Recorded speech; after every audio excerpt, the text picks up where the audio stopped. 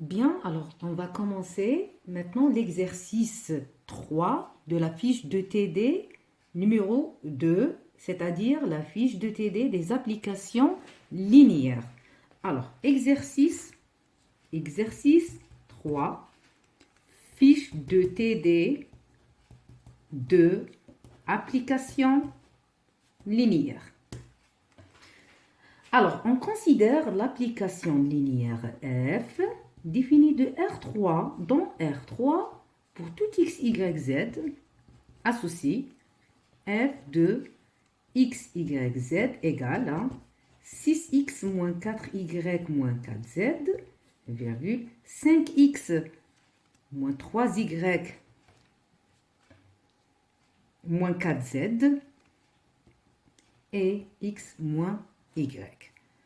Alors, la question, donc première question, montrer qu'il existe un vecteur A dans R3 tel que A non nul, c'est-à-dire A différent de 0,3 et tel que ker de F est égal à vectoriel A. Alors, c'est-à-dire, ou encore on peut le désigner sous cette forme, ker de F est engendré par le vecteur A. Donc, je vais utiliser cette notation. D'accord? Donc, cela veut dire que A engendre ker de F ou encore ker de F est engendré par le vecteur A.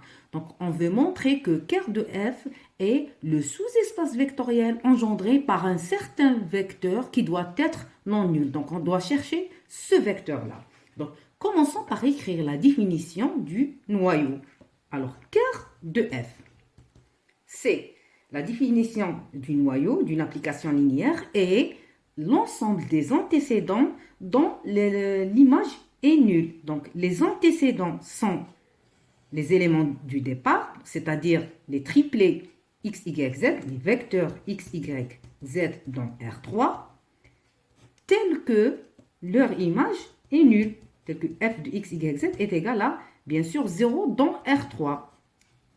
Donc, R3, c'est l'ensemble ou bien l'espace d'arrivée.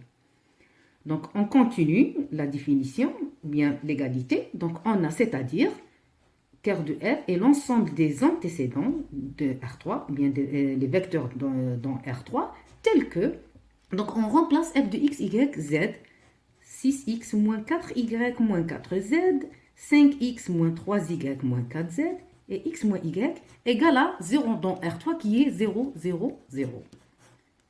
C'est-à-dire, donc on obtient x, y, z, vecteur dans R3, tel que, donc on obtient un système 6x moins 4y moins 4z égale à 0, 5x moins 3y moins 4z égale à 0, et x moins y égale à 0.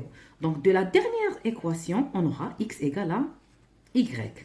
On remplace dans la première et la deuxième, donc on aura 6y moins 4y, donc c'est 2y moins 4z égale à 0.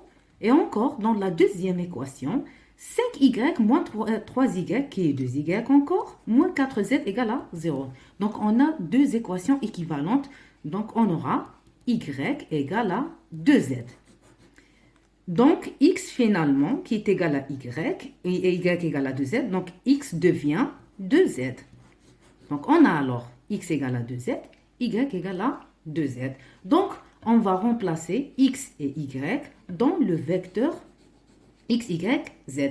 Bien sûr, z est quelconque, donc on n'a pas une contrainte sur z. On remplace, donc on aura ker de f et l'ensemble, donc des vecteurs. Alors, x, c'est 2z, y, c'est 2z, et z, c'est quelconque, z appartenant à R. Donc après, on applique la loi externe, donc on aura z fois 2, 2, 1, tel que z appartient à R. C'est-à-dire, on a trouvé une combinaison linéaire d'un seul vecteur 2, 2, 1. Donc cela veut dire que le noyau de f, ker de f, est finalement engendré par le vecteur 2, 2, 1, un seul vecteur. Donc, 2, 2, 1, c'est le vecteur demandé, c'est le vecteur A. et il est bien non nul. Donc, on a trouvé A. Donc, finalement, ker de f est bien engendré par un seul vecteur non nul qu'on désignera par A. Donc, puisque ce vecteur est non nul, donc on a une famille génératrice, et puisque ce vecteur est non nul, donc il est libre. Puisqu'on a une famille libre plus génératrice, on a alors le vecteur A forme une base de ker de f, et donc dimension de ker de f est égale à 1. Maintenant, on passe à la deuxième question.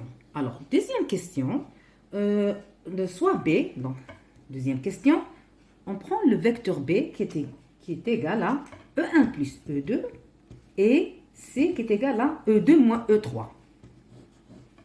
Donc, on nous demande de calculer f de B et f de C. Donc, on a alors f de B, c'est le vecteur f de E1 plus E2. On remplace B par E1 plus E2. Ensuite, on remplace E1 et E2. Donc, on aura f de 1, 0, 0 plus 0, 1, 0. C'est-à-dire, on peut le faire directement. E1 plus E2, c'est le vecteur 1, 1, 0. Donc, on a 1 plus 0, 0 plus 1 et 0 plus 0. Donc, on aura f de 1, 1, 0. Et on remplace dans l'expression de f. Donc, ici, x, c'est 1, y, c'est 1 et z, c'est 0. Donc, on aura 6 fois 1, moins 4, moins 0. 5 moins 3, moins 0. Et 1 moins 1, c'est-à-dire 2, 2, 0. Et on applique la loi externe, on aura 2 fois 1, 1, 0. Or, 1, 1, 0, c'est E1 plus E2. Donc 2 fois E1 plus E2. Et E1 plus E2, c'est B. Donc on aura 2 fois B. Donc finalement, le résultat est f de B égale à 2 fois B. De même, on calcule f de C. Donc f de C est égal à f de, on remplace C, E2 moins E3. C'est-à-dire f de E2, c'est 0, 1, 0, moins E3 qui est 0, 0, 1. Ce sont les vecteurs de la base canonique. C'est-à-dire f de, alors 0 moins 0, c'est 0, 1 moins 0, c'est 1, et 0 moins 1, c'est moins 1. Donc, on remplace dans f, dans l'expression de f, par x égale à 0, y égale à 1, et z égale à moins 1. On aura donc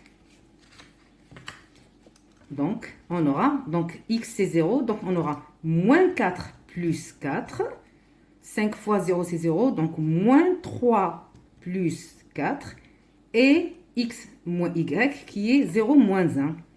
0 moins 1. Donc, finalement, on a 0, 1, moins 1. Et donc, qui est bien le vecteur E2 moins E3. E2 moins E3. Qui est égal à C. On a alors f de C égale exactement C. Bien. Maintenant, on passe à la dernière question. J'adore cette question. Alors, en déduire que BC forme une base de im de f. Alors, en déduire que B et C forment une base de im de f. Alors, tout d'abord, on doit vérifier que B et C, les deux vecteurs B et C appartiennent à im de f. Donc, on va montrer que B appartient à im de f et C appartient à im de f. Ensuite, on montre que B et C est une base, c'est-à-dire libre et génératrice. Alors, pourquoi B appartient à im de f? Donc, effectivement, qu'est-ce que ça veut dire tout d'abord B appartient à im de f? C'est-à-dire, B va s'écrire sous forme f de quelque chose, et quelque chose appartient à R3, c'est-à-dire l'ensemble de départ. Donc, d'après la question précédente, on a, de la question précédente, on a f de B égale 2 fois B. Donc, c'est-à-dire B égale à 1 demi fois f de B. Alors, est-ce que B s'écrit sous forme f de quelque chose? Non, pas encore. On a f de quelque chose, mais pas tout à fait. On a un problème, c'est ce scalaire-là, 1 demi. Alors, puisque f est linéaire, donc 1 demi va être ici. Donc, on aura f de 1 demi b, parce que f est linéaire. Et donc, finalement, b s'écrit sous forme f de quelque chose, c'est-à-dire b appartenant à im de f. De même, de la question précédente, on a c égale à f de c, c'est-à-dire f de quelque chose. Donc, c'est une image, donc appartient bien à im de f.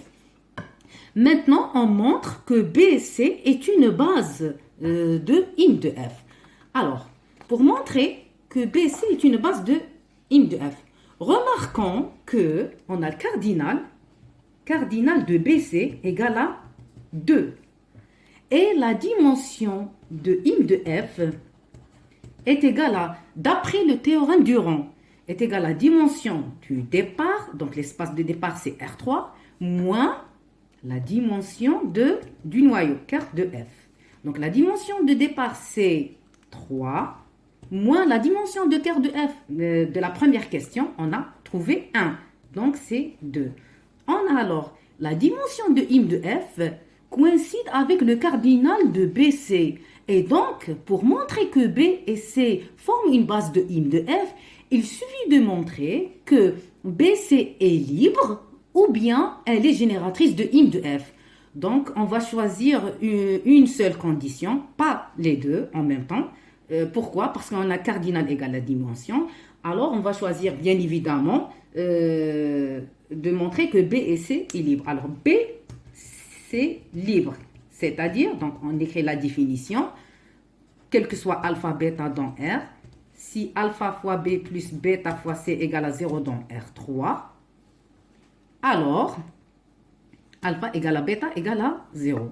Donc, on remplace B et C dans cette égalité, dans la combinaison nulle. Donc, on aura alpha fois B. Rappelons que B, c'est E1 plus E2, c'est-à-dire 1, 1, 0. Plus bêta fois C. C, c'est E2 moins E3, c'est-à-dire 0, 1, moins 1, est égal à 0, 0, 0. Donc, on a alors le système suivant.